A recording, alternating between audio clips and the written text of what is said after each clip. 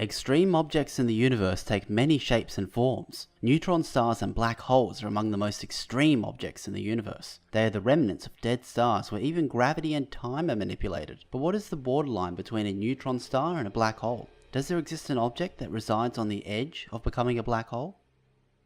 Towards the end of a star's life, its fate depends on its mass. Stars with 8 times the mass of our Sun form neutron stars, a type of degenerate matter that is composed of free nuclei, with electrons free to move all around it. Unlike white dwarfs, which are made of atomic elements, neutron stars are largely made up of free nuclei, with only some ions existing on a thin crust layer. The reason a neutron star has free nuclei instead of elements is because the gravitational pressure within a neutron star is so great it overcomes electron degeneracy pressure. This term refers to the electron pushback, stopping any further collapse of the dead star, so elements such as hydrogen and helium can remain.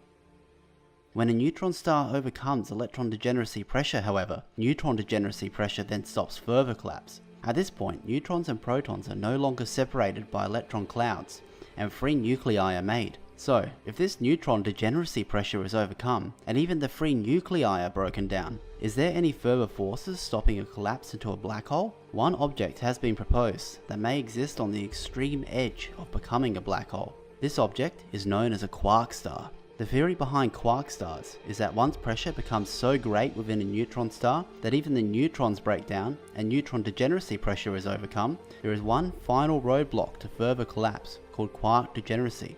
Quarks make up normal matter such as protons and neutrons. Within a quark star, however, the quarks would exist freely.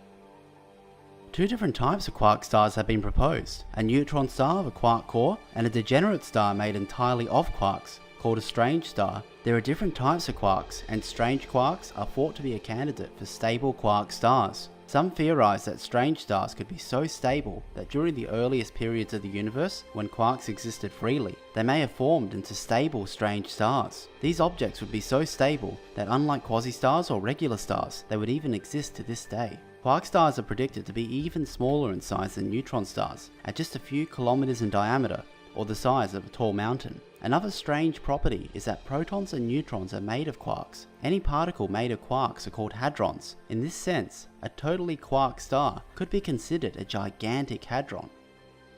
So even though this is a purely theoretical type of dead star, some candidates have been proposed. To look for one, scientists search for neutron stars that appear smaller and denser than what they should be. Several candidates have been proposed, including PSR B0943 plus 10 and 3C58.